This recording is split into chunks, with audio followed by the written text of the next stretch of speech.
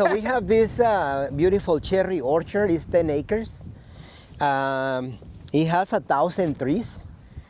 Usually, it produces. It depending every year is different, but it produces about in revenue like $50,000 a year. It's not a lot, but it's something.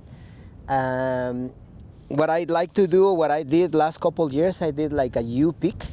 Basically, people come in and they pick their own cherries and they pay $6 per pound. And additionally to that, I hire a packer that they will come and pick the remaining cherries, sort it out, and sell it to markets or whoever they're able to sell it. But that's usually what happens every year. I only own this for 2 years, going into year 3. And it's a beautiful property. It's 10 acres. Like I mentioned, it's 1,000 trees, if you want to see. And then you also get a check from the government, right? Yeah. Yeah, about 15 to 20,000. Yeah, there's a lot of help from the government. So it has a brand new well, 8 inches thick. It can get out, I think it's 400 gallons per minute. Also, we have a brand new power line. It wasn't here, so we had to go through all the permitting process to get it done. It's a lengthy process. It took over a year to get through the city, to get through PG&E. But when we finally were able to get it done, it's a beautiful thing to have. You know, the power, the well. Right now, the trees don't have any leaves, as you can see, because it's not season. On early May is when we start like all the blooming and all that, and in June is when we have the crop. And the government is really nice. They also help us out. Like if we have a bad year, usually the government step up and help out farmers. So that's a good thing to have, just so people don't go bankrupt. And yeah, so again, you know, if And you the like, expenses are down, right? You have very low expenses on. yeah, because we have our own water. We have the only expense is basically the power, electricity, and then as far as fumigation and fertilization of the land, it doesn't require a whole lot. With like $10,000 a year on chemicals, fertilizer, and pesticides. That's about what you spend. It's not an expensive operation. If you have one person coming in and doing labor, like picking up dead branches and stuff like that, you can have someone helping you out twice a week, and that should be sufficient. That should be sufficient for it. So we have right here, we can use it as a storage. We don't have anything yet, but the plan is to have some shelves and some tools and stuff like that. And then this other slab, cement slab, we're gonna put a couple water tanks just to have backup water in case that we want to do something else. And it's a nice 12 inches slab, thick, really heavy duty. Yeah. So this is it, folks. Again, I always talk about like the beauty of the hills, because that's something that is really amazing. You know, like even the quality of the air that you breathe here is just amazing. The ocean is on the other side of the hills, not that far, yeah. We actually get a lot of the moisture from the ocean in here. Yeah. Yes, the microclimate, yeah. So this is a beautiful place, yeah. So, and again, this is still Gilroy technically, so we're not that far away from, we are like 30 minutes away from San Jose. So it's within city distance, you know, like 30 minutes, maybe like you want to bring your family on a weekend, you know, during harvesting season, you come in and have a good time with your family, with your friends. We are about 5 minutes. Yeah. 5 minutes from 101, yeah. We put it close by. Yes, and then there is another road. What's the road that we were 152? Mm-hmm. The Hollister Road, 150. No, it's 156, I think. This is just amazing. I mean, to own this, and you know, this is really a very nice way to live. 1,000 trees. Beautiful. Yeah, 10 acres. 10 acres. 10 acres. Yeah, plenty water here, plenty everything. Yeah. Maybe you can build a villa here, like a nice house, at the same time that you do your orchard. You know, you can do a mixed use. You know, building a nice vacation home, or even a home for if you're able to work remotely. This would be like a perfect place. And to get income Yeah. coming in, pay your Yes. mortgage, and Yes. live the dream. I mean, this Yeah, and is- it's not that expensive. I just spend just the well alone, like I mentioned, is 100,000. This is 100,000. 100,000. That well is 300 meters deep. So it's just $100,000 well. So I have it The, listed. the structure, it was 28,000. And I for- did look at the other property. It's Yeah. 1.82. So the slope, I mean, it start adding up really quick. The slopes, the two slopes, 25,000, 28,000 for the cage. That's 53,000 right there, and 100,000 for the well. So that's 153, and then another 30,000 for PG&E. So just this thing alone, you close to 200,000, Yeah. and the time that it takes for all the permits and everything to go through the city. If we walk the rows in the opposite direction, you could see you couldn't even drive a car down. So when he does a pick 'em Yeah, event, and it's so far. You know, it's kind of far from other properties that if we kind of like clear a bigger space, we can do like some weddings and some. You can use this as a party place, like you know, with the nice trees. Of course, you have to do some adequation as far as making it a little bit more like appealing to the eye, with plants and some other things. But just you know, taking out half an acre and just making it like a venue. I'm pretty sure there is a couple not as nice, but they're busy. No, but for reals, this place is amazing. You know. it's beautiful. It was and it's flat.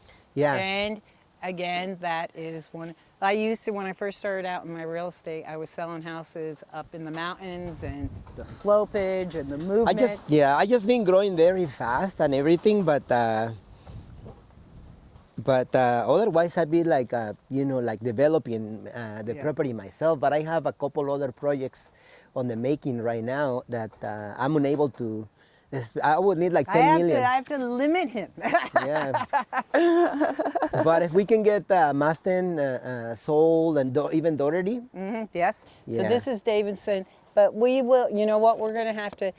We probably will do Morgan Hill another day, but and then we'll probably also do this with your bar. If this is a success, we're going to see the numbers. We're going to run Centenario, it. And, Absolutely, yeah. if this turns out to be a success, then we'll have you open up the restaurant and we'll do the same thing. We'll make it work. I mean, like with We're his, going to. his level of skill and knowledge, I can see how we can monetize Yeah. big time. We're going to do You it. know, this is, I mean, I seen it in, like for me, you know, I just started off from nothing and just hard work and being disciplined, you know.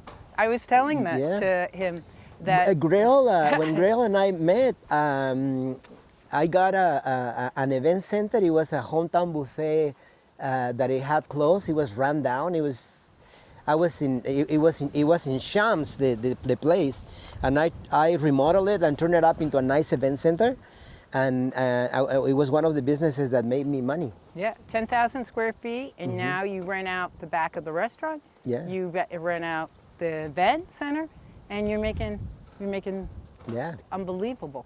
I told him the first place we met was on a restaurant. Yes. And I said, you know, in real estate, so many people have like, oh, I only do this and I only do that. And you really have to look at somebody's real estate and portfolio. if you remember right, I was putting gas, and then like I had a big SUV. There was a guy in a porch that parked next to me. So he approached me. He goes like, "Oh, you're doing pretty well," because the car was brand new. And I said, "I'm not doing that bad." And I said, "But you're not doing bad yourself. You're in a Porsche." And then he goes, "Yeah, I'm a real estate." And he handed him out the business card. And then I was looking for a cafe, and he helped me find the Toby's Cafe. I'm not 100% sure if that's how it went down, but the thing is that he yes, that's how it was done. That's what happened. You were representing the owner. Yeah, I was representing the owner, and there was 7 of them. Yeah, and then the guy walked away from it. He goes like, you know what? This is too complicated. 7 owners on the other side. I don't want to deal with that. He kind of like removed himself out of the deal and left Grail with the whole thing. And so she talked to me, and I said, sure, you can help me too. Yeah. So she started representing me and representing the other owners, and that's how we met. Yeah, and you had to come in, which it was the funniest closing, with 7 cashier's checks because they didn't trust anyone. Yeah. And they were all different prices. And I remember handing each one of them their check. Their checks, yeah. It was comical, but look at where you are today. Yeah. This is amazing, and what you've been doing and your real estate portfolio, I think it's like you're one of my success stories. What can I say? I love it.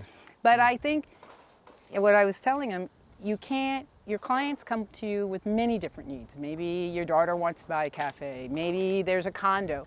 There's reasons why people say, okay, I'm going to sell this, or no, this was the condo I got married in, I'm going to keep it, and it's an emotional. But you can't judge a client on the price point. Mm-hmm. You have to help people, and yes. You have to love the passion. Yeah. And that's what, and all of them, and then they turn into... Yeah, you know, Grail, that's one of your strengths. Mm-hmm. You're very passionate about what you do. Mm-hmm. I mean, I do respect you a lot for all the effort that you put into every single sale. Yeah. You're like on top of things. You're very easy to reach. Mm-hmm. You know, if there is a question, you're always there. Mm-hmm. Very thorough with explaining everything, and I think that's why you are very successful. Thank you. You know, because like you are very dedicated person to your trade, to your business, mm-hmm. and not only that, but the fact that you also try to help people. Yeah. And like the one time that I asked you, like actually for Rucker, mm-hmm. You know, Rucker, the owner of that land did not wanted to get a realtor. He wanted to do sell by the owner. And then I asked you, and you said, "Sure, I'll help you. You don't have to like. I don't think I even pay you for that. You just volunteered to help me. So, I mean, nowadays you don't see that, Grail. Yeah. I just believe that people should need, it's like rights. Every person needs to have a realtor representation. Yeah. And to see people get taken advantage really bad if they don't have representation, and they have a worse mess. Yeah. Like people hide things, they don't conceal things, and then you have a real problem. And so when somebody comes in the door, it's kind of like, I just want to make sure you know your rights, that you're not being taken advantage, mm-hmm. that someone's not lying to you. Yeah. And let's get all the facts on the table. It doesn't happen all the time. Yes. You know? Yeah. But I try my best. But I just wanted to commend you for that, because mm-hmm. you have my respect 100%. You know, I mean, it's amazing. I've known you for so long, and like I said, you know, you are very successful. Yeah. Yeah, and hopefully we can keep buying. I love your real estate portfolio, and I love the portion that we're selling. Mm-hmm. And we're gonna have to go. We'll have to set up another time to see the restaurant, and we're gonna see a couple of other places. But this was a wonderful day. Yeah. Thank you.